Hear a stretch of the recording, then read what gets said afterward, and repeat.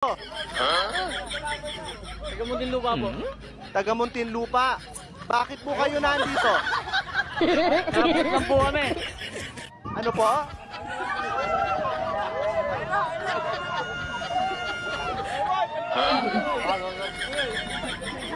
Wala, hindi ka makapagsalita yung mga yan. Nagugutom pa. So, bakit po kayo nandito ngayon, sir? Ha? Malumanay. Manumanay, ano yon? Yung Malumanay Group. Wala, napasama lang kami rito, boss. So, kanina pa po kayo nandito? Hanggang what time po kayo mag-stay po dito? Hindi ko namin alam eh. Kailan.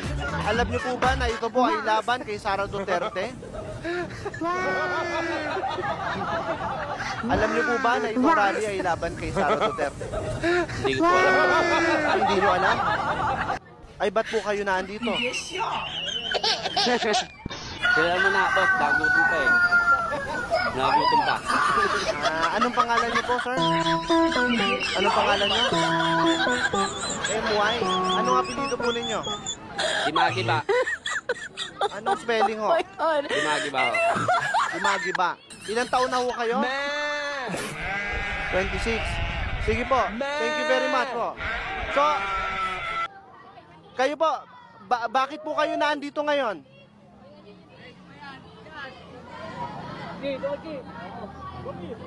Bakit po kayo nandito ngayon? Sinama lang po kami. Aha. Sinama lang po kami. Nino? Kung ano namin, kagawad. Ng inyong kagawad. Alam niyo po ba na ito ay laban kay Sara Duterte? Hindi po. Hindi po.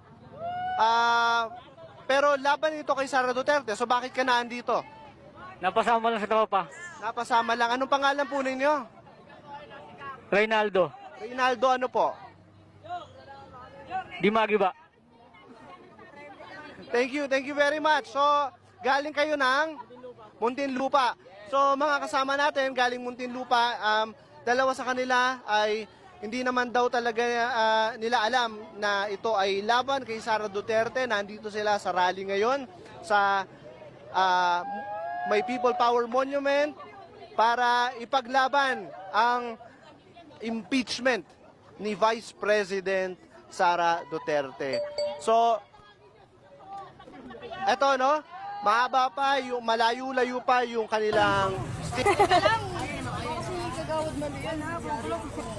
Picture to, bakla! Ate, wala pang pinapang. Oo, tawagin ko pangalan ha. Wala lang, gulo nyo. Video mo. Sino ang mananay ng house and land? Sino ang nabudol?